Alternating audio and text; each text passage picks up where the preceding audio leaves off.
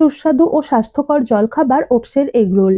বানানোর জন্য প্রথমেই চায়ের কাপের 1 কাপ কাঁচা ওটস আর 1 টেবিল চামচ কাঁচা সুজি জল ছাড়াই শুকনো মিহি করে গুঁড়িয়ে একটা পাত্রে ঢেলে অল্প নুন আর চায়ের কাপের 1 কাপ প্লেন জল মিশিয়ে এটাকে 10 মিনিট ঢেকে রাখবো।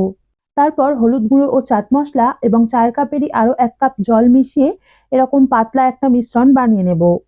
এবার প্যানে অল্প তেল ব্রাশ করে খানিকটা মিশ্রণ এর মধ্যে ঢেলে এইভাবে চাড়িয়ে দিয়ে উল্টে পাল্টে দুপিঠ পাতলা পরোটার মতো ভেজে নেব।